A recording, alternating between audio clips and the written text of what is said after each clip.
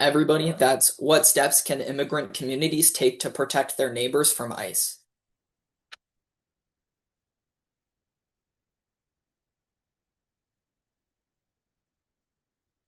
Just let everybody get that.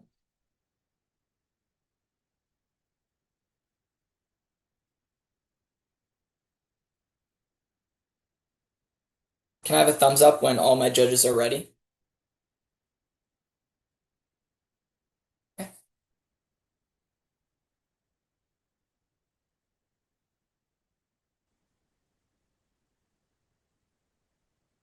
In 2015, Rosita and her family escaped Guatemala to enter the United States for a safer life. But just 2 years later, she found that she might not even be able to find that. Because unfortunately, she was detained without due process by the Immigration and Customs Enforcement. But Rosita laments that she wasn't even the largest victim of this, because her 5-year-old son was separated from her. And after almost a decade, they still haven't been reunited. And it's stories like Rosita's that make us wonder what immigrant communities can do to combat this. The National Immigration Forum reports on April 28th of this year that the Trump administration, now in office, has a goal to deport 1 million illegal immigrants every single year at any cost. As the Human Rights Watch furthers just 6 days ago, now, the Immigration and Customs Enforcement, or ICE, is using everything in their power, encroaching on local communities and civil society, and breaking American law to deport as many illegal immigrants as possible. But when considering that the Center for Migration Studies for New York contends that it's not just the 11 million illegal immigrants that the Trump administration is attacking, but it's the 65 million Hispanics that they're indiscriminately attacking, it's essential that we ask the question, what steps can local immigrant communities take to protect their neighbors from ICE? The answer is that they need to start working actively with each other and with external organizations. First, by spreading knowledge on rights. Second, by looking into better solutions for social media. And finally, by accessing legal aid. Now, immigrant communities are extremely unfortunate because although ICE says they're upholding law and order, they're actually disobeying it because they're not even offering these communities to defend themselves. That's the first way that local immigrant communities can protect their neighbors from ICE is by spreading knowledge on rights. Because an article from the Immigration Legal Center reports on April 14th of this year that time and time again, we're seeing illegal immigrant communities are being exploited by ICE, mostly because most of them don't know key constitutional amendments like the Fourth Amendment and the Sixth Amendment. As a result, ICE engages in extremely discriminatory practices, like, for example, providing legal documents that look like a warrant, but lacking a real judge signature. And it's about time that these local immigrant communities start fighting back against this trend. Because an article from the Rocky Mountain Immigration Advocacy Center reports on April 1st of this year that the best thing that these local communities can do is reach out to nonprofit organizations for things called red cards, or a nationwide template for knowing exactly what rights that they can combat ICE with.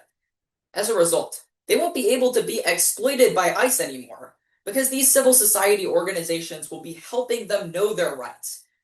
At a time when America's law and order agency, ICE, is disobeying their own law, it's about time that illegal immigrants start stepping up to them, because their communities depend on it.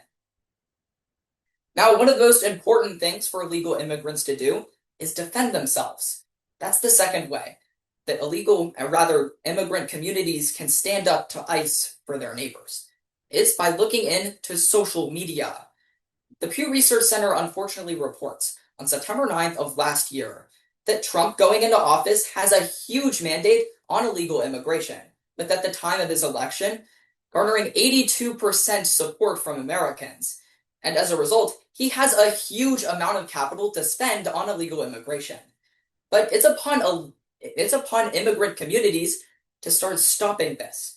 And the best way they can do that is to spark disapproval from Americans across the country. Newsweek reports in an article published just 4 days ago that a great tactic that immigrants are using is by looking into better solutions for social media, mostly by reporting their unfair experiences with ICE. As a result, they're sparking disapproval across America. A poll recently revealed said that 60% of Americans now disapprove of Trump's handling on illegal immigration.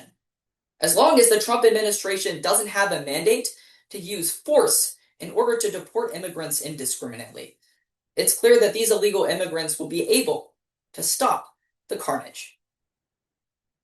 Now, the biggest thing when it comes to deportations is that the Trump administration is saying that nobody can defend themselves, and therefore ICE can just deport anybody without due process.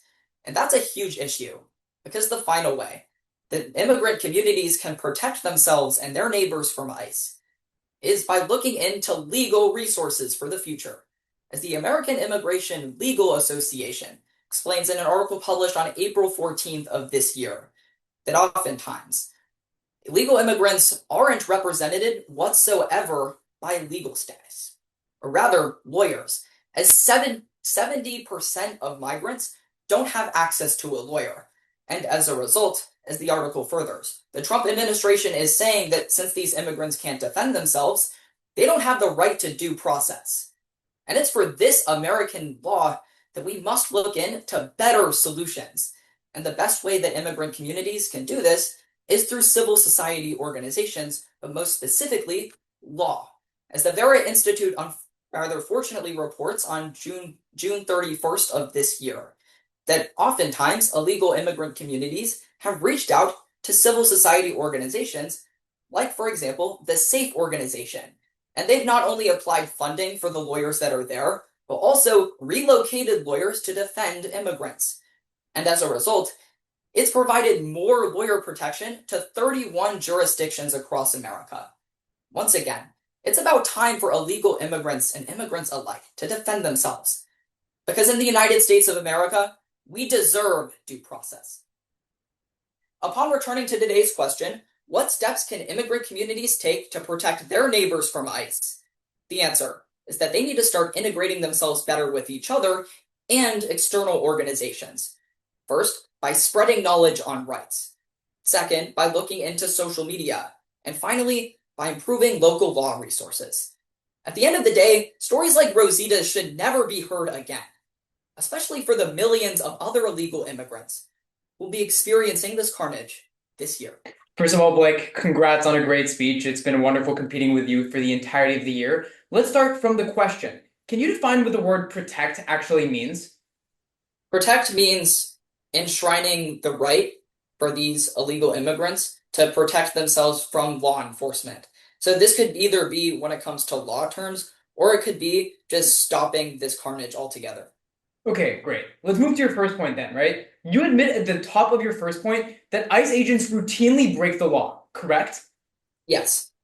What do red cards actually do then if these people are willing to break the laws that are being written off and read off of these red cards?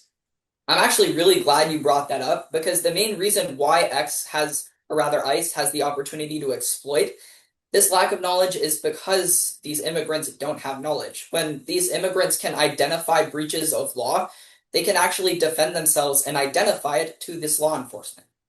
Okay, great. Let's take that thought and move it to your second point. You start talking about using social media to help report against ICE attacks.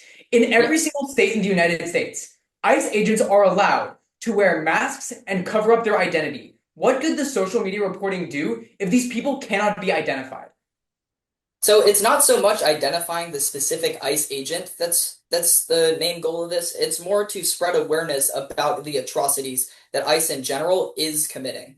Okay, most people are aware of what ICE is doing. I doubt there are many Americans that walk out every day and don't know about Alligator Alcatraz, or who don't see ICE detainments outside of their homes. What does this actually do to protect immigrants once they're in front of an ICE agent? So this essentially is a preventative measure. The less that Trump has a mandate on immigration, the less that he'll actually do on this issue. Because the reason why he's able to do this is because he's amassed political capital on illegal immigration. All right, let's move to your third and final point about legal aid. I'll contend that legal resources are spread pretty thin for immigrants. But I want to ask you one simple question. Is it because there aren't enough lawyers, or because lawyers require other services that immigrants simply can't afford to have? So it's a little bit of both. There's both not enough lawyers in areas, but also illegal immigrants can't afford a lawyer. Okay, Which okay, right? This question comes from the point of view of an immigrant community leader. If you're telling us from the get-go that these immigrant communities can't afford a lawyer, how are they A, supposed to provide legal aid for their neighborhood, for their community members, or B, provide for other necessary resources, such as translators, transportation, the ability to get to the courthouse? Aren't all of these things very financially taxing to a community that you told us already doesn't have financial means?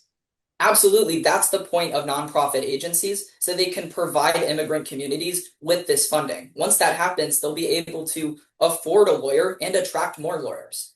Okay, as an immigrant myself, I want to ask you one simple question. How large do you think communities like the ACLU really are when it comes to helping immigrants? How What do many you lawyers mean? do you think they can actually provide? Well, as I said in my point, 31 jurisdictions saw increased law support. Okay, So a thank you. lot. Thanks. So my question is going to be, following the Supreme Court decision in Mahmoud v. Taylor, how can queer community organizations boost their visibility without schools? Alrighty, is anyone not ready?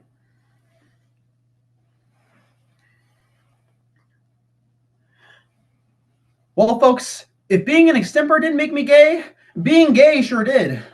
I mean, geez, there's a lot of gay things about speech and debate, notably the speak and debaters. I mean, listen, the NSDA has become a safe haven for queer discussions. Take it from me. But the reality is, in today's America, that's no longer a promise, because our education has slowly but surely taken queer narratives and demonized them. And this is represented most notably in a recent Supreme Court decision. As the UW Law School reports, on June 17th of this year, the recent Supreme Court decision in Mahmoud v. Taylor ruled that, well, if your religious belief doesn't correlate with teachings in school, specifically over LGBTQ issues, you're allowed to step out of the lesson because it interferes with your religious development. Meaning that based on one's religious prerogatives, they can completely ignore education about queer history and people of color. But unfortunately, in a country like America, education is the linchpin of connection. And when we get rid of it, we divide our communities. And more importantly, we aggress each other. Look to the story of Sam Nordquist. Unfortunately, a black trans man killed for his identity. It becomes evident that in our country, education is what we need the most to connect with each other. But in this court case ruling, we've denied it. And so it becomes imperative we ask today's question.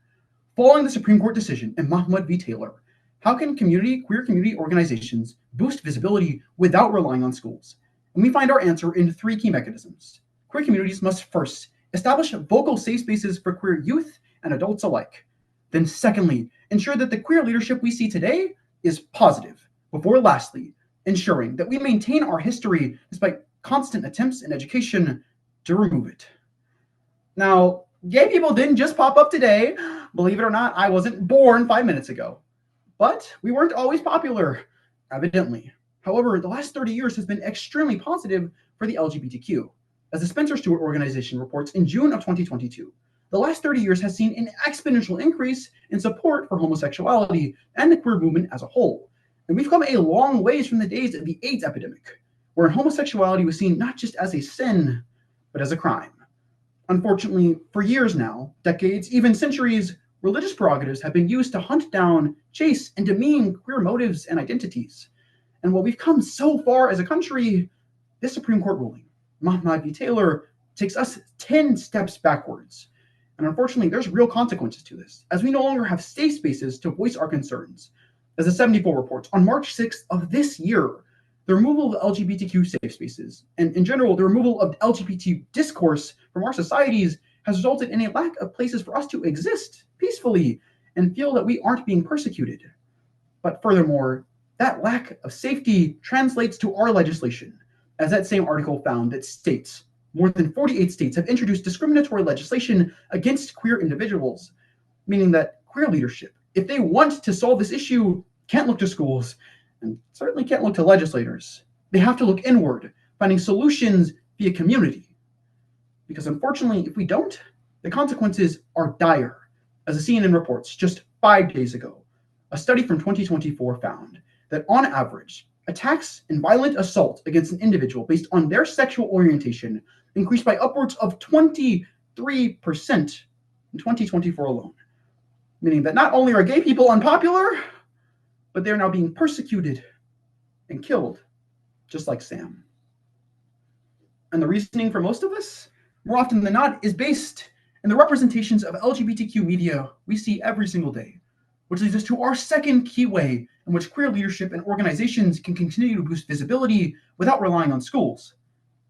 By finding good visibility in the first place. I mean, God, I didn't want to see Lil Nas X twerking on Satan either, but more specifically, oftentimes representations of queer communities are demonized, whether it's Lil Nas X literally twerking on a demon, or individuals like George Santos being the spearhead of the conversation around homosexuality in the far right. As ABC News reports just 6 hours ago, George Santos and his recent arrests has sparked controversy regarding what LGBTQ even means. And George Santos himself came out to say that he was fearful for his life in prison. And I mean, yeah, George, just don't drop the soap. But in all seriousness, George Santos has a right to be scared. Homosexuality is often persecuted. And unfortunately, we persecute the leaders of this movement. Leaders oftentimes misplace and misalign with the actual integrity of queer leadership. So, in order to combat this, queer movements must find a good and memorable figure to attach their movement onto. Otherwise, they risk ensuring that far-right Republicans use populism to fearmonger on what it means to be queer, continue to pass legislation based not on cooperation or progress, but on homophobia. Now, thankfully, we still have an opportunity to speak out. Queer people haven't been silenced yet. Our voices still exist. However, the third and final way in which we can ensure we increase visibility in queer organizations is by ensuring that our history exists alongside us. Because as the American Civil Liberties Union explains in a June article published in 2022, alongside book bannings, the erasure of queer history and POC history has become a prominent marker of legislation today. Evidently, not only do we get rid of queer people, not only do we exclude them from safe spaces, but we remove our history overtly.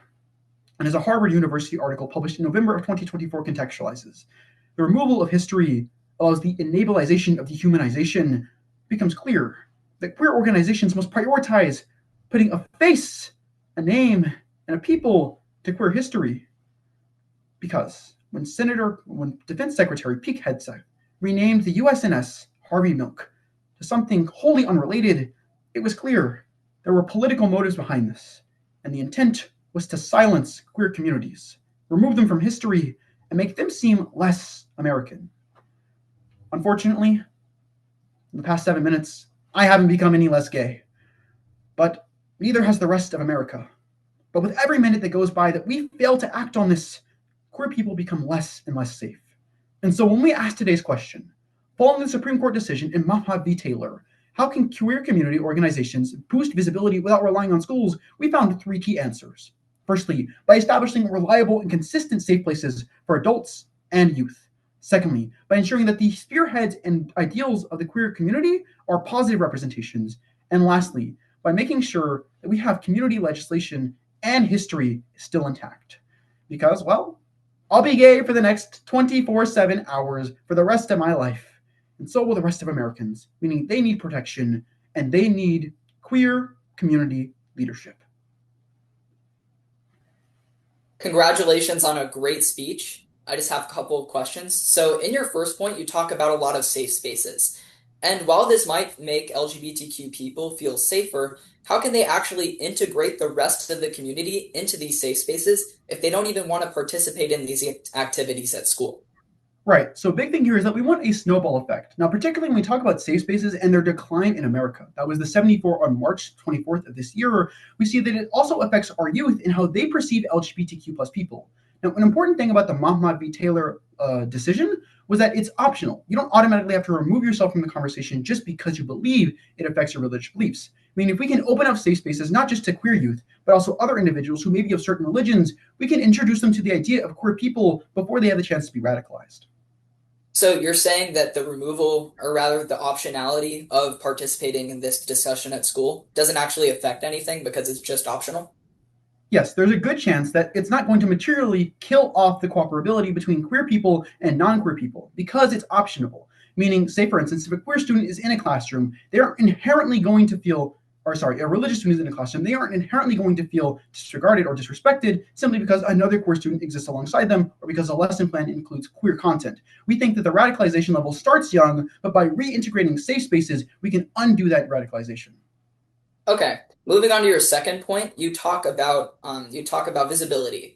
So in your point, you said that we need to establish a figurehead for these communities. But what's to say that they don't already have figureheads, like on social media? Yeah, I'm actually so glad you asked that because one of the jokes and well, key points I made here is that we have figureheads like Little Nas X. Now, when Little Nas X came out a few years ago and made a popular video demonstrating himself twerking on the devil, it was met with massive backlash from religious, conservative, and liberal groups. The key thing here is that we can't allow representations of queer media to only be negative. It's imperative that community leadership throughout America and quite frankly the rest of the world take a step forward in educating youth and adults alike on what positive representations of queer leadership looks like. Okay, so in your second point, you said that 46 states have signed anti-queer legislation. Yes or no? Yeah, it was actually 48 states. 48 states. So moving into your third point, you did say, like in your tag, that legislation is needed. How does this work if states don't want to find legislation? Right, so much for the first question you asked, I think it's a build-up process. By slowly but surely informing our constituents through safe spaces, we can get to the point where people aren't voting for far-right populist rhetoric, but instead voting for something that makes their friends, neighbors, and community feel safer. Therefore, over the next few years, we can see the gradual removal of far-right populist policies from our government and country. How does this occur through legislation, though? It occurs through legislation from the removal of book bans, for instance, being one of the key ways in which the American Civil Liberties Union found in June 2020 that we have a removal of history. Okay, thank you. Thank you so much for the question. What can the Democratic Party do to regain the trust of minorities who voted against them? Again, what can the Democratic Party do to regain the trust of minorities who voted against them? And then I'll be self-timing if that's all right. Okay, cool. Well then, I will begin on my first word if all judges are ready. Okay, I think I'm good to begin. Political messaging was pretty strong in the last election cycle. Yet, while Vice President Harris was focused on identity politics, Donald Trump offered a pretty clear message. I'm for you, Harris is for they, them. Because for minorities all across the United States, Harris and the Democratic Party didn't represent their concerns. As PBS on June 3rd of this year explains, historically, the Democratic Party have found a strong basis in the working class and specifically minorities, like the Black, Latino, and Asian American community. Yet in the 2024 elections, the Democrats saw a shift left, and went through the focus on identity politics, they eroded their trust amongst minorities, while Trump made strides amongst these very groups. Thus, as the Democrats seek to recalibrate, going forward to the 2026 and 2028 elections, a focus on regaining the trust of minorities is necessary if they even want a chance of success. And so, considering that finding democratic strength can't be done in isolation, but rather through the embrace of community, in which neighbors help neighbors and we shoulder the burden of one another, that a new message of unity is something the Democrats must adopt, demanding we ask today's question, what can the Democratic Party do to regain the trust of minorities who voted against them? The answer is clear. They have to offer progress and action in three ways. By first, prioritizing economic concerns. Second, by supporting more grounded leadership. And finally, by executing real and tangible policy. Now, first, through their focus on identity politics, the Democrats lost their message with many minority voters. The first way the Democrats can regain the trust of minorities is by prioritizing economic concerns. As the Wall Street Journal explains on June 23rd of this year, amongst minorities, 7/10 of them in the lead up to the 2024 elections saw the economy as their biggest concern. Yet while Donald Trump focused on strong economic messaging of lowering prices of food and housing, the Democrats in their main message were more focused on identity through identity politics. For the future of the Democratic Party, they need to shift away from identity politics and to economic messaging.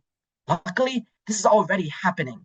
As a further article written by Politico on July 11th of this year reveals, leadership from the Democratic Party is already focusing on economic concerns through things like Bernie Sanders' Fight the Oligarchy and Ro Khanna's benefits over billionaires' rallies happening all across the United States through these strong, outstanding messages of Democratic leadership demonstrating their concern of economic issues. They're turning the Democratic Party toward a party that cares about the economy. And so, when minorities look to the 2026 and 2028 elections, the new messaging of the Democratic Party will sure get them to see the Democratic Party as the one that cares about the economy, not one that cares about identity as much. Yet, second, the Democratic Party is pretty out of touch with the people, which is why they couldn't connect to minorities. The second way that the Democratic Party can regain the trust of minorities is by emphasizing and supporting more grounded leadership.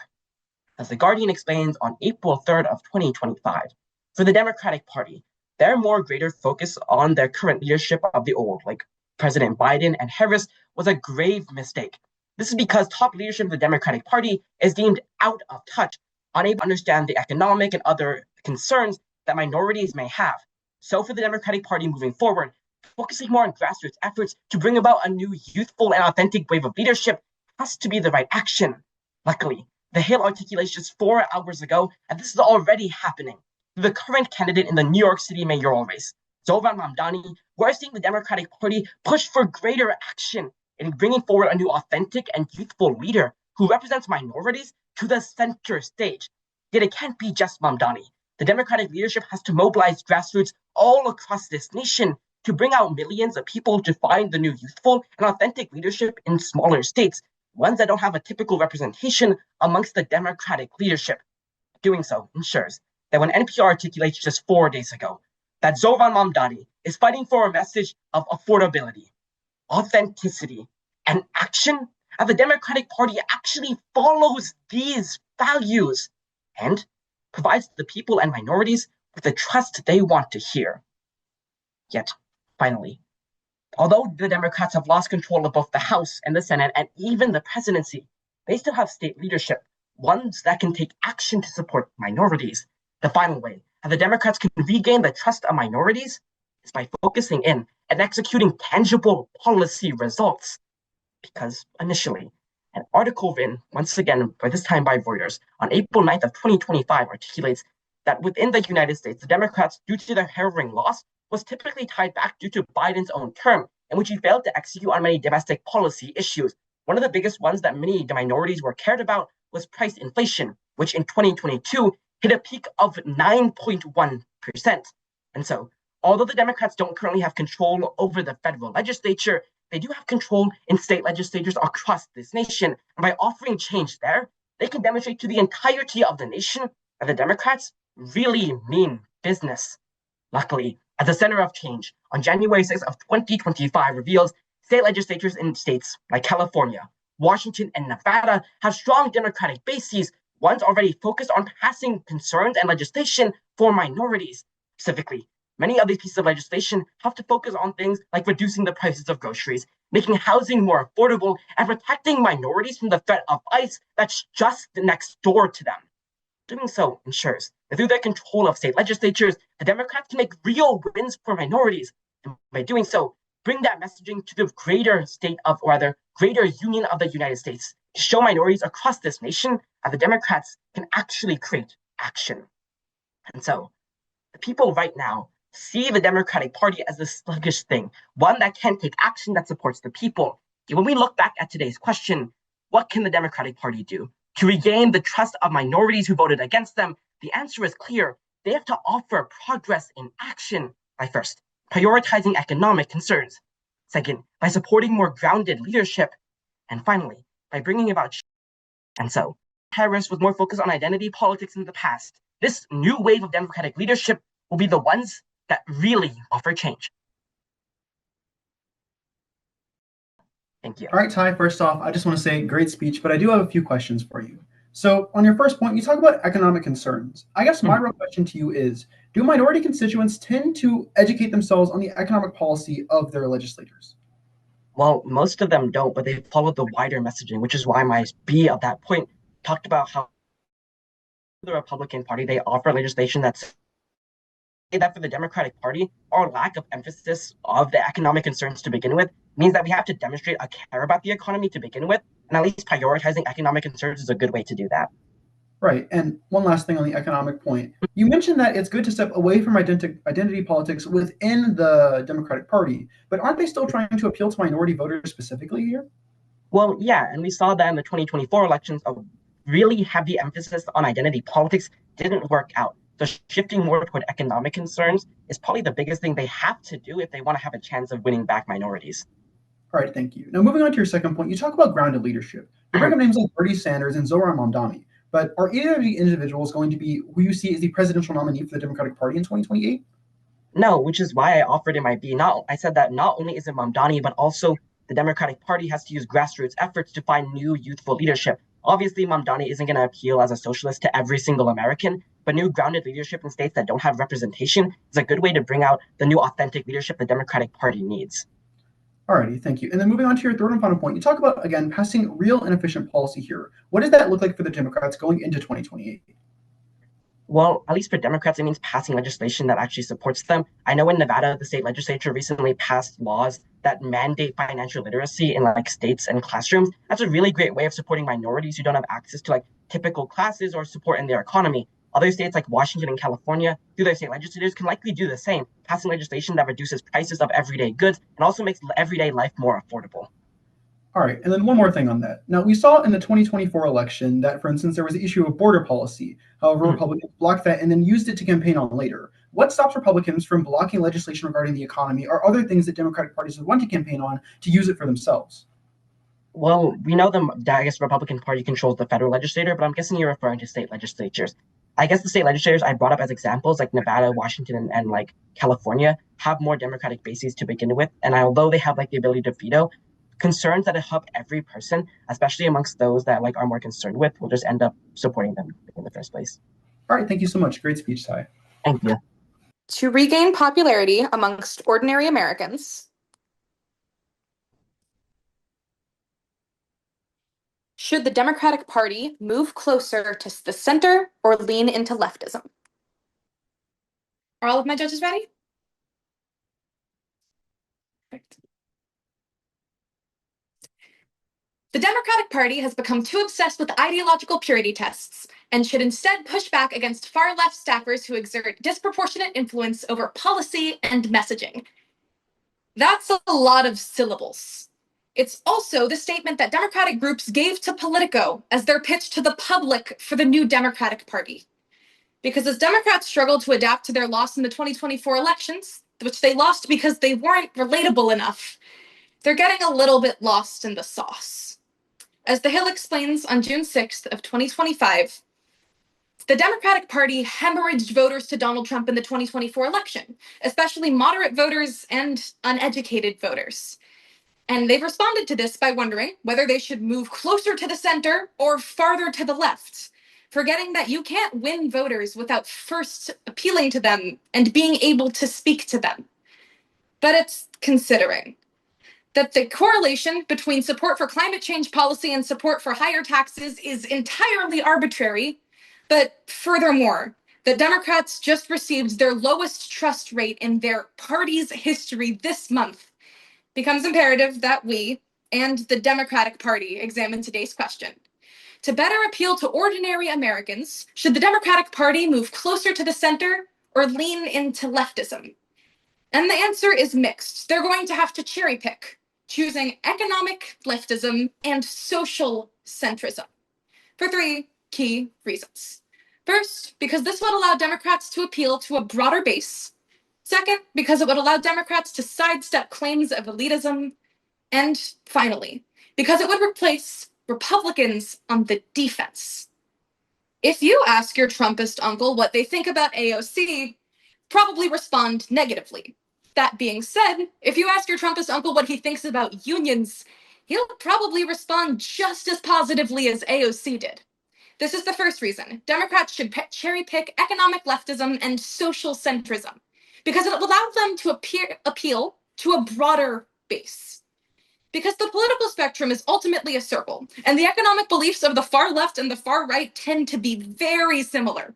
In fact, as The Guardian explains on March 27th of 2025, when multiple Trump voters were surveyed about how they felt about AOC, they ranked AOC extremely negatively, but her economic policies, like support for unions and Social Security, far higher. Which means that Democrats' far-left economic propositions are in fact incredibly popular amongst all walks of ordinary Americans. The way they're messaging them just isn't. Which means that the Democratic Party needs to take a step back and refine how they're structuring their economic policy communication, not their economic policy itself. In fact, as the Brookings Institute explains on May 15th of 2025, by refocusing how Democrats message their economic policy while still leaning into far-left economic policies, they would be able to vastly increase their popularity. Because Democrats are already popular, especially economically. They just don't know it yet. But secondly, a lot of the reason Democrats have so often failed to deliver their incredibly popular policies is because they don't know how to communicate them. This is the second reason. Democrats should cherry pick social centrism and economic leftism, because it would allow them to sidestep claims of elitism. This is the second. Allow them to sidestep claims of elitism. Even though Democrats tend to hold popular economic policies, they tend to struggle to message them properly, instead focusing on social issues that are far less popular. In fact,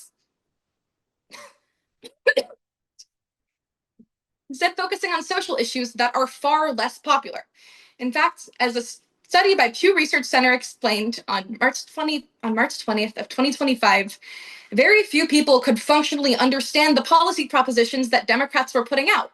Instead, they've become known as the party of elitism, because even though they have popular policies, they're seen as far too detached to actually deliver on them, which means that Democrats need to return to a key tenet of economic leftism: eat the rich. In fact, as the Harvard Politics Review, a really ironic source to cite here, I'm fully aware, explains on April 27th of 2025, by returning to the key tenets of economic leftism, which is that the rich should not be allowed to be as rich as they are, Democrats can sidestep the key claims of economic elitism that's preventing them from winning. Because by focusing on how the rich can get less rich instead of richer, they're returning to popular tenets of economic leftism, that the working class should be able to control the government. But finally, and perhaps most importantly, elections aren't just about making your party the best they can be. They're about beating the other party. This is the third and final reason that Democrats should cherry pick economic leftism and social centrism, because it would put Republicans on the defense. Because ultimately, Republicans and Democrats are choosing the same economic playbook right now, or at least in their messaging. They're just doing it a little differently. As the Washington Post explains on May 21st of 2025, the language of economic leftism is just as popular on the right as it is on the left. Both sides are claiming that the rich doesn't really care about you and that only this party will fight for you in government. However, right now, it's the Republicans who are responsible for doing that, because it's the Republicans who are in power. So as Americans everywhere realize that Republicans didn't actually eat the rich for them, and that America is not in fact great again, it becomes the Democrats' responsibility to be the change candidate, proposing the exact same set of economic leftist policies, just delivering on that. Because as the Wall Street Journal explains on July 25th of 2025, obviously there's no economic leftism happening with Project 2025. It's only Donald Trump promising that your steel mill jobs will come back when they obviously won't. Which means that Democrats have an opening here.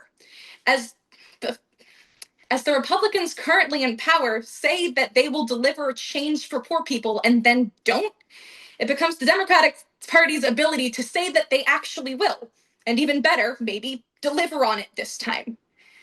Because ultimately, the Republicans and Democrats have gone in circles for years on just how exactly they will help poor people and hurt rich people. and no one ever delivers on it. But that has the opportunity to change. So when we return to today's question, for ordinary Americans, to regain appeal to ordinary Americans, should Democrats return to the center or lean into leftism? The answer is they must cherry pick, focusing on economic leftism and social centrism, also known as populism. Because ultimately, the Democrats have lost touch with the American people. But by returning to the key tenets of we all hate rich people, maybe they can find their way back again. Congratulations on a great speech, Lexi. I just have a few questions. Now, on your first point about expanding toward a wider basis through your theory of economic leftism and social centrism, you bring up the point that the Democrats had bad messaging when it came to economic policy, but how actually can they change their messaging to better appeal to this wider basis? It's pretty simple, and I talk about this a little bit in the speech, but especially in the introduction. Democrats tend to use really big words that aren't necessarily understandable to a wide swath of the population. When you talk about ideological purity tests, for example, most Americans would probably agree that they can't live up to the ethical standards of the Democratic Party. They just don't know that they agree with that particular messaging. So when Democrats use similarly large words to describe economic policy, they're just alienating voters. Okay, so is the main solution for the first point just making stuff shorter and more digestible? Yeah, making economic policies shorter and more digestible without necessarily changing the policy is a really effective way to convince people that they support the same policy.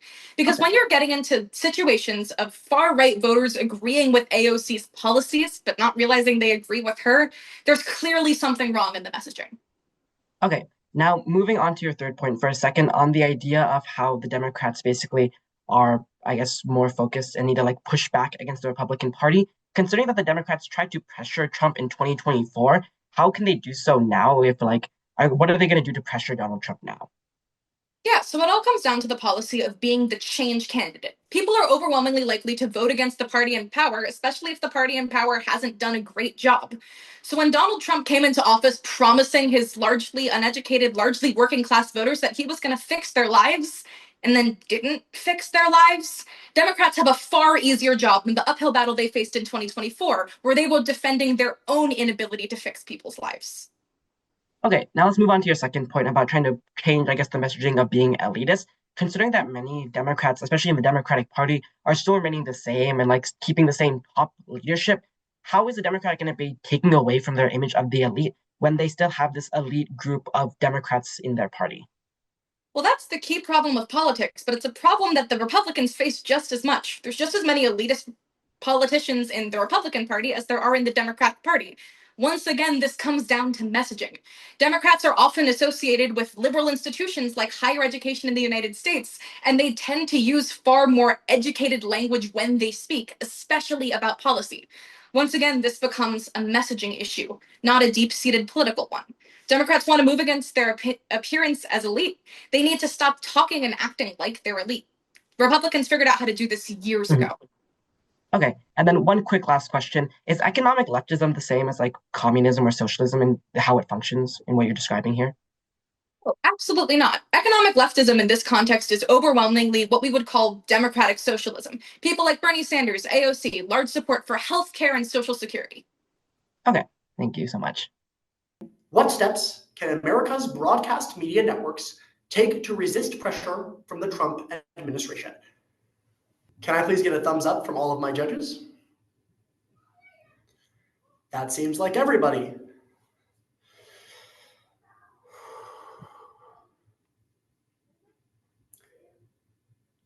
Because it's everything to me.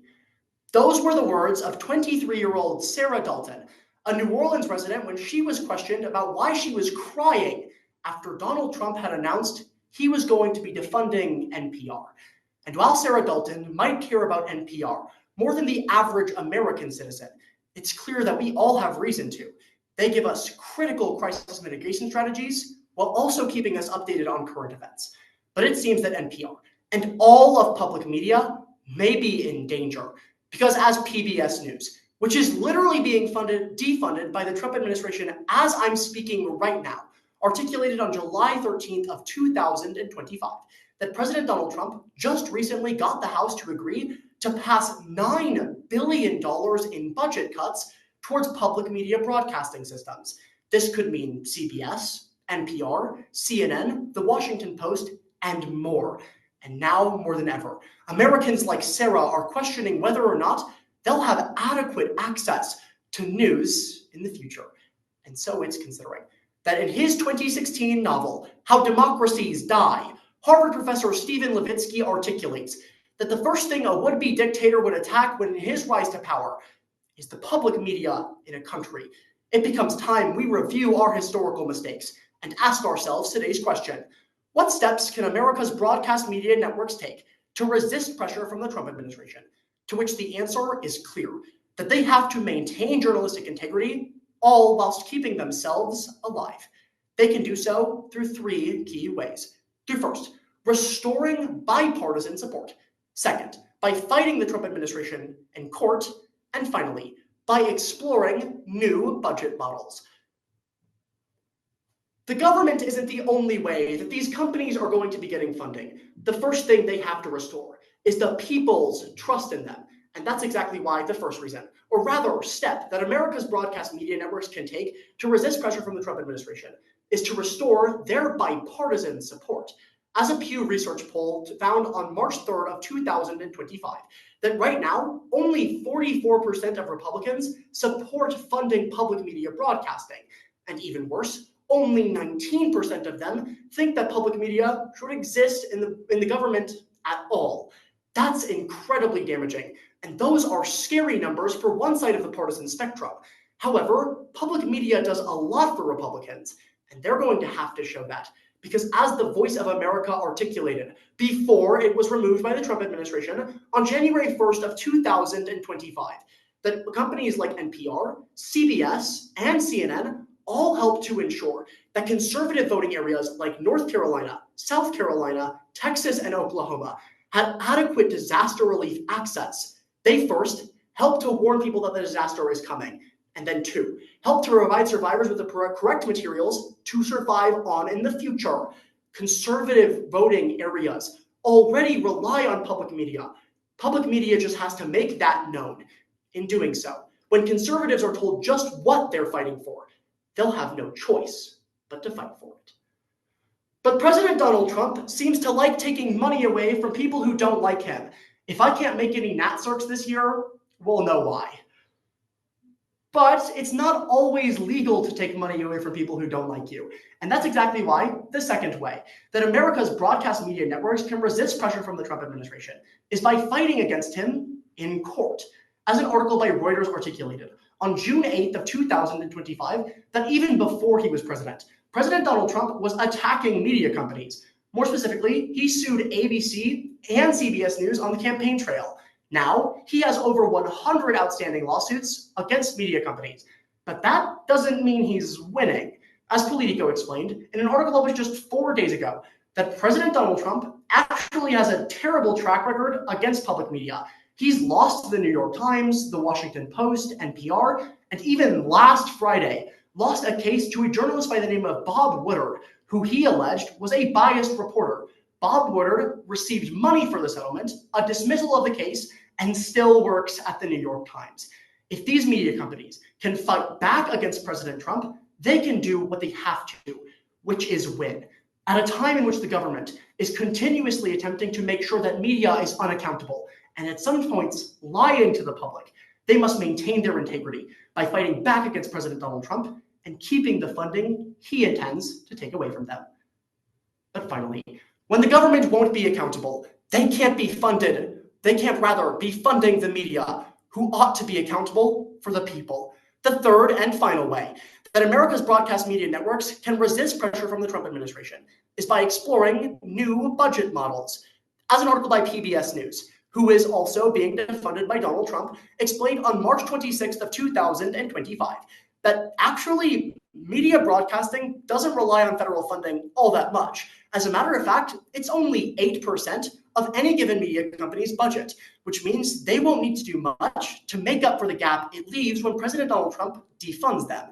And the way they make up for that gap is incredibly easy to access. As the American Press Institute explained, this time in an article on March 21st of this year, that public media companies just have to either, one, increase their subscription cost if they already have a subscription, Or two, increase their donation campaigns to help subsidize their funding, even though public media is being defunded in a large figure, $9 billion.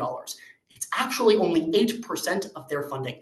And as the Associated Press themselves articulated on November 10th of 2021, that in 2020, when President Donald Trump was defunding them, they utilized donation campaigns to both keep their service free, keep their service alive. Public media needs to take from this example, because if they do so, they can continue to give integrable journalism to the people, whilst also keeping their companies alive. It is imperative we don't repeat history's mistakes. And it's also imperative we return to today's all-important question. What steps can America's broadcast media networks take to resist pressure from the Trump administration? The answer was clear, that they have to maintain journalistic integrity whilst also keeping themselves alive. That's by first, reaffirming their bipartisan support.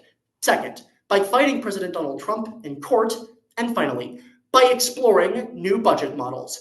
So while President Donald Trump might not think that broadcast media is all that important, I'll end with a quote from Sarah herself, because it's everything to me, it's everything to you, and it's everything to us. Great speech. I just have a few questions. Of course. Moving on in your third point, you talk about subscription services being a way to replace lost funding. Do most public media companies being defunded by Trump currently have subscriptions? Not all of them, but some of them do, notably the Washington Post and New York Times.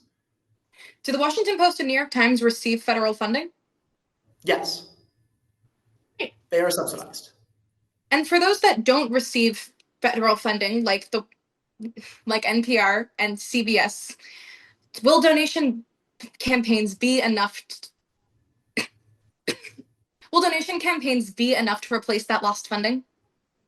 Okay, so first, NPR does receive federal funding. But second, yes, it will, because in 2020, Donald Trump went on a smear campaign on the Associated Press, which used donation campaigns to keep itself alive. The Associated Press publishes more articles than NPR per day, which means that if they can do it, NPR can too. All right, perfect. Moving on to your second point, where you talk about fighting in court. What happens if the court costs incurred by fighting Donald Trump are simply too much to keep up? Well, there's two issues here. One, President Donald Trump is going to fight them either way. It's going to cost more for them to just randomly settle than it is for them to fight him back in court. They don't have an option to not fight. And two, it's still structurally imperative to our democracy that media companies fight back against President Donald Trump. Because if they concede, they'll be agreeing that their media is biased or unfactual when it reports the correct truth. Absolutely. And even if they do win, does Donald Trump have a perfect track record in obeying court orders? Of course he doesn't, but again, this is a lawsuit, not a civil court order. So while President Donald Trump doesn't have to, obey the court order, these federal companies, or rather broadcast media companies, wouldn't lose funding, and that's what matters. All right, perfect. Moving on to your first point. You talk a lot about how NPR needs to convince conservative voting areas of just how much they do to them. How exactly would that happen? Of course. So if you open NPR right now, you won't see a single article about what NPR did for Texas during their floods. But they did a massive amount to help the people there. NPR just needs to make that apparent. That's through expanded outreach, through certain programs, through extended episodes and essays about what NPR and public media as a whole can do for rural states and Republican voting areas. True, but do hyper-conservative voters usually respond to wide-ranging outreach campaigns? Have they in the past? Sometimes they don't, but there are still a broad majority of conservative voters who consider themselves well-informed. So even if they might not respond directly to NPR, NPR can outreach to other maybe centrist news sources to help put the platform on just how much they're doing for conservative voting areas. So are you implying that this time and this time only, conservative voters would actually vote in their best interest based off factual information for what benefits them? Again, that's not exactly what I'm suggesting. What I'm suggesting is that conservative voters may look at certain centrist news sources that NPR or other public media could get a hold of. Was that time? Thank you, Lexi. Thank you. My question is, what can big tech companies do to undermine the MAGA movement? I know the speech just ended. I'll give you guys time, but for my audience and my judges, what can big tech companies do to undermine the MAGA movement?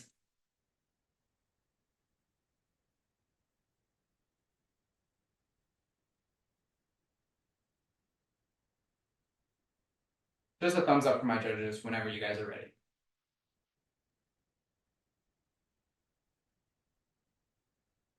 There are two things you need to know about Elon Musk.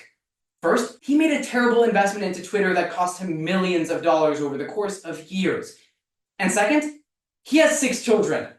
Clearly has a bit of an inability to pull out of certain situations. Yet, he did manage to get away from one terrible predicament: the Trump administration. And, as The Guardian explains just 9 days ago, this highlights potentially a movement from tech moguls against the right wing in our country.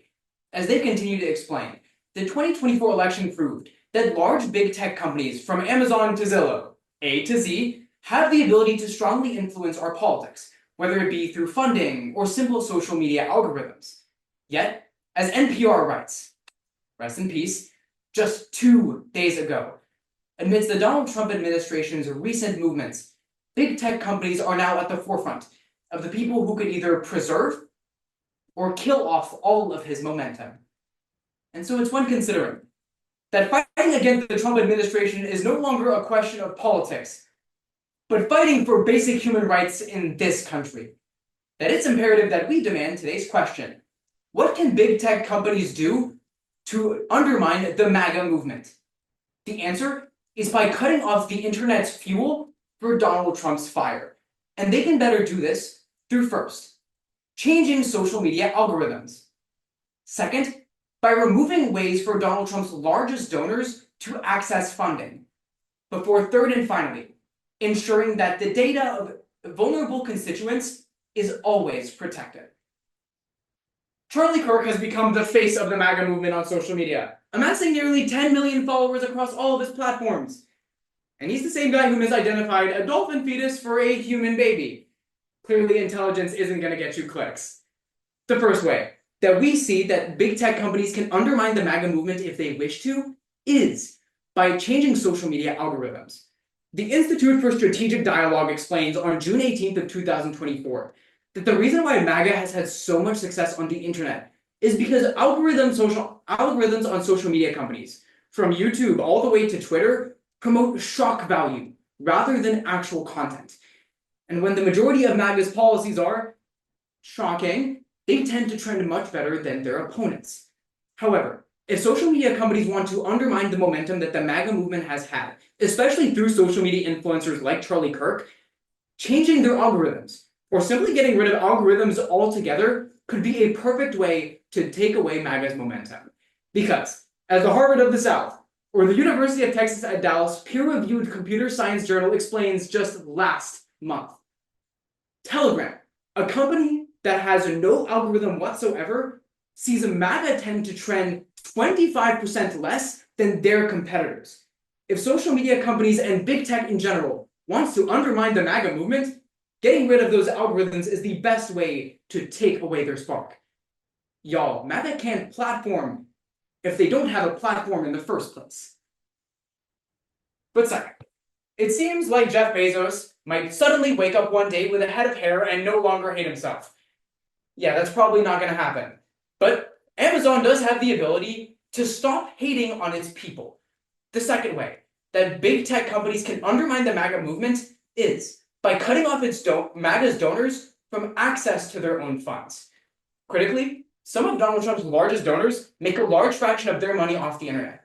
For example, as NPR in a different article, this time on March 20th of 2025 confirms, AIPAC makes 22% of its money through online donations. Furthermore, large companies, often who sell products on company or on storefronts like Amazon, are the ones donating to Donald Trump's campaign. That's why uniquely, big tech companies have the leverage to take money out of these donors' hands. The point isn't to stop people from donating to Donald Trump. The point is to take away the money that they can donate with. And we already know that it works. Because as an NBC News article from 2022 explains, after the January 6th insurrection, Amazon cut off Parler, a company that was one of Donald Trump's 10 largest donors during the 2020 election, from selling any of their products on the Amazon storefront. After that, NBC News continues to explain that not only did Parler cut its funding to the MAGA administration by half in the next year, but many other large donors lost their funding as well.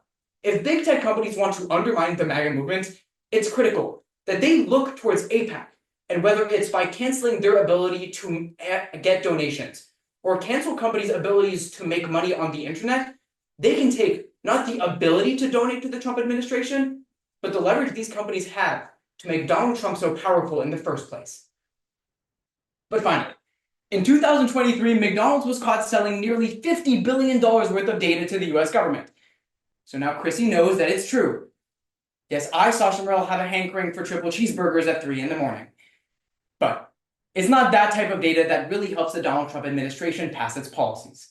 The third and final way that big tech companies can undermine MAGA's movement is credibly to take away, or rather protect, vulnerable people's data. Unfortunately, large companies like Amazon and Palantir always sell their customers' data to the highest bidder, which is why an article for the Washington Post in March of 2023 confirms that both of those companies ended up accidentally selling data from illegal immigrants to the United States government that now resides in the hands of the ICE administration. And when a separate article from the New York Times in May of 2025 confirms that ICE is actively using this data to find the locations, daily routines, and whereabouts of illegal immigrants in this country, it's obvious that protecting this data and avoiding it from getting into the government's hands is a must-needed step, not just to undermine the MAGA movement, to ensure that ICE stops committing human atrocities on a daily basis. And thus, it's critical for big tech companies across the country that wish to undermine the MAGA movement to stop selling their data to the United States government, but also to stop selling their data to other firms that may be linked to the Trump administration as well. By preventing these moves from happening, it doesn't just stop the Trump administration from gaining momentum. It ensures that every single person in this country can feel safe using the internet as they please, never worrying that that will be the reason that they're no longer allowed to be in this country. When returning back to today's question, how can big tech companies undermine the MAGA movement? It's obvious that they needed to cut the fuel from Donald Trump's fire using internet services. Because while Elon Musk may be the man who could never have pulled out before the Trump administration, he proved that every big tech mogul can pull out from MAGA and help the entire country recover from what is the most dangerous government we've ever seen. As always, Sasha, congratulations on an excellent speech. Just a few questions. First, your first point alleges that if we change social media algorithms, we can protect against the Donald Trump movement by less valuing shock value content.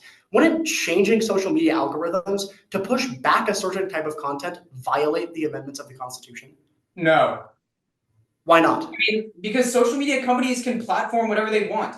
X constantly platforms Grok, a super racist AI that only helps the Donald Trump administration further misinformation. If they can platform that, then I'm sure they can deplatform it as well. Sure, that's a valid criticism, but the Supreme Court multiple times this week, last month, and this entire year has been giving Donald Trump seemingly questionable or lopsided decisions. What's the potential the Supreme Court rules with Donald Trump on this First Amendment case anyway? This isn't a First Amendment case. No one's free speech is being violated. People like Charlie Kirk can continue posting their garbage all over the internet. But if social media algorithms no longer promote it, people like Charlie Kirk will no longer be successful. We're not limiting their voice. We're just ensuring that misinformation isn't at the top of your feed every time you open YouTube. Excellent. Let's move on to your second point. You argue that social media companies can cut off funds, or rather big tech companies can cut off funds. What happens to the many of President Trump's donations that come in person? I mean, at that point, it's outside of the burden of my question. Big tech companies can't stop billionaires from going to Mar-a-Lago. That will never be a solution. But I've given you a ruthless amount of examples, from AIPAC all the way to Parler, of companies who do use the internet to gain those funds. So if they can even take a fraction of those funds away, they could cripple billions of dollars going to the MAGA movement. That in itself undermines the movement in totality. Okay, let's continue then. You use an NBC article from 2022 talking about how Amazon cut off Trump donations. In 2022, President Biden was the president, meaning there was no legal consequence for doing so. Won't these companies, particularly like Amazon, which has shown to be afraid of Donald Trump, be afraid now and instead opt not to do this? That's outside the burden of my question. My question very simply asks me, what can big tech companies do to undermine the MAGA movement? I'm not saying that Jeff Bezos, once again, magically grew a head of hair, stopped hating himself, and wants to be a good person. But if he did, this is exactly what he could do to stop Donald Trump from steamrolling against the rights of humans in this very country. Yes, but your question asks what can, not what could. So can big tech companies, particularly Yes. like Amazon, face these legal consequences? Yeah, that was the entirety of the NBC source. I told you that Amazon successfully did this in 2021 when they cut off Parler from their storefronts. And then in 2022, their donations to the Trump administration were cut, or the Trump campaign were cut by half. That is physical and viable proof that this is a tactic they can use. Again, that's a different circumstance. President Biden was in office at that time. Will Amazon be able to sustain the same kind of legal pressure under Trump? Yes.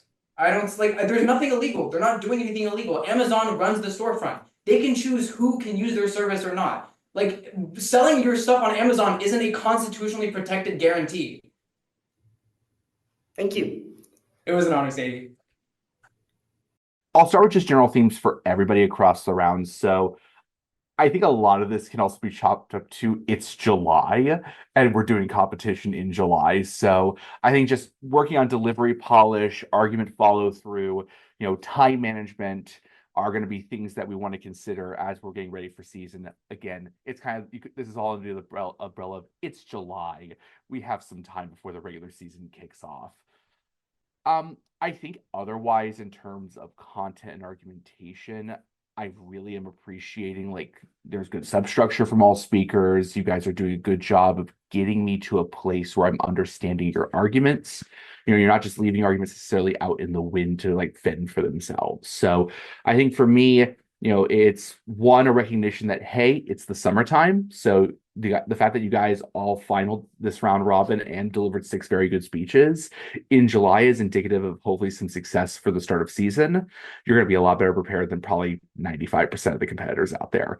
But secondly, you can definitely see a lot of the work that you guys have been putting in, especially on structure. Keep doing that. That's going to continue to be an important part of Extemp moving forward. Not just fun delivery, not humor, not levity, but also just making sure that you're advocating for your positions, you're advocating for your thesis statements, and making sure that you're understandable to, in this case, a pretty broad judge base in terms of at least experience coming into the room. So that's everything I've got. I will throw my stuff on tab room here in just a little bit, Katie, and we'll go from there. Again, great tournament. Thank you guys for participating. Love doing this, in July. Hopefully we'll be seeing you guys at points on the circuit this season. But one thing that is super important, especially in a round with cross, is pay attention to the burden of the question. What you are expected to answer. What are the actual words in the question? I'm gonna have comments on several of these ballots about the phrasing of the question. I'm gonna pick on Sasha just because this was the last speech, and I thought Sasha did a good job standing your ground in cross. Often in a cross round, right? That's not what my question asked me can be a super effective response, right? And this happened in other crosses as well. So I don't just mean to pick on Sasha, but it's really important to make sure that you're answering the question. Because if you get someone who's paying attention, there were a few speeches in this round where it just sort of became a clash in cross about what exactly is the question asking them. And if you lose that clash, if you're the person who gave the speech, then that ends up being really bad for your rank, because then that makes a lot of your argument sort of irrelevant to the question that's being asked of you. It's always very important in an extemp round to make sure you're answering the question, but especially so in cross, because you don't just have to worry about me thinking that you didn't answer the question. You can have any one of your fellow competitors pointed out. And similarly, I thought that the most effective crossers in this round were the ones who were really focusing on is is this something that like is feasible? Is this like actually impacting out to what the question asks you to impact it out to? Yeah, it's sort of, I'm trying not to be too specific because you'll have individual comments and you can see comments on each other's speeches later. But that was the biggest thing for me. Also, the timing, to echo the last one, not just sort of about time distribution, but overall time as well. I know, but like Extemp is a 7-minute event, and also like many of you, right, might be at MBA later this year, in which case you'll be heavily penalized by some members of the judging panel if you go over 7 minutes, right? So it's just very important because it just gives you like a really easy place as a judge to vote somebody down if two people are really close and like someone went 7:30 and someone went 7, right? And it's like comparable on content, comparable on delivery. Everyone in this room is really talented extempor, right? So I expect you to be in rounds next season where you are, sort of with other really talented extempors. And if you want to break out of that semis round or you want to get that one at MBA or whatever it is, don't give the judges an easy place to vote you down because sometimes it's hard to adjudicate content. It's really easy to adjudicate a 30-second difference. So those are the two things that I think apply to most people in this room. Lots of individual feedback to come. For people who are watching this, in the EIF archives, I think the last cross acts back and forth between Sasha and Sadie is worth studying in both directions. One of the better cross X's I've heard in both directions. Like I've heard, um, I've occasionally heard people just get crucified in cross X where one person sort of dominates another. This was more like one of those lovely sort of Federer Nadal rallies where the ball goes back and forth and it just feels extremely sort of elegant and intelligent on both sides, which is a pleasure to listen to. So I thought in both directions, Sadie in terms of your questions and Sasha in terms of how you defended and your answers were exceptionally strong relative to the standards of cross-ex I've ordinarily heard. So bravo to you, bravo to you both. Um, I will reflect this on the ballot, but for me, I would also strongly echo Teddy's um, Teddy's exhortation to answer the question, and to give meaning to every word in the question. Um, I think that there were speakers who squarely and directly answered the question in this round, and there were other speakers who didn't. And I'm a dinosaur and an old school extemp judge, but I know that there are other people floating around the circuit like me who will, automatically 5 or automatically 6, depending on the number of speakers in the round, anyone who is not answering the question sort of pretty sort of directly. And I'll reflect that more sort of in my ballot. So rule number 1 in extemp, answer the question. I think that's all I've got. Thank you. Just a few overall thoughts. First off, one thing that I saw throughout the tournament that I think is a perennial issue is time management issues typically stemmed from long transitions. I'm not sure that was particularly relevant in this specific round. I think the longest speech of the round had some of the crispest transitions, which is good. But general, that's something you can be mindful of, making sure that if you're trying to work in a funny anecdote or tie some disparate ideas together, really focus on nailing that down during prep. And if you're noticing that's starting to run long, I don't ever have a problem with dropping it. I will never drop someone's rank because they said, moving on to the second point. But if it gets really muddled and unclear, and it's like 20 seconds between you introducing the point and circling back to the tagline, not a huge fan of that. Going off the last comment about cross-ex, I think the first cross-ex between Blake and Sasha was a fantastic example of how to stand your ground on aggressive questioning, really fall back on your speech and have confidence in the work you've already done, and not kind of get muddled in in the high octane nature of the questions that are being presented to you. Answering the question, also super important. I think generally this is a pretty solid round on that. More specifically, the next step I think would be some judges, myself included, pay attention to the viability of solvency. I think some of these speeches lacked clearly defined impacts, or they were missing some internal links as far as how does this solution actually get implemented and what does it solve. So that's the next step of content is again making sure that that logic and that argumentation is really crisp. I think the standards for content and extemp just keep going up over the years. So that's the big thing to work on content-wise. I think largely echoing what other people have said, so I will try not to retread the same ground. For cross-ex, I agree there were a lot of very good examples of standing your ground and also very aggressive and insightful cross-ex. I think on some of the cross-ex that I perhaps was not as big of a fan on, I think you had good leading questions, but you would kind of let the person you were cross-examining go if they were just to push back on your statement. I think it is if you feel like there is a viable follow-up question, you could ask them to really make them explain their logic and see perhaps where maybe links are missing or there is no feasibility, then you can always feel free to do that in a respectful manner. In terms of answering the questions, I think given how some of these questions are wording, there are all these little like phrases and pieces that are kind of working in with the question, and it's good to contextualize them and just make sure again that you are answering the question. That was a really big thing for me.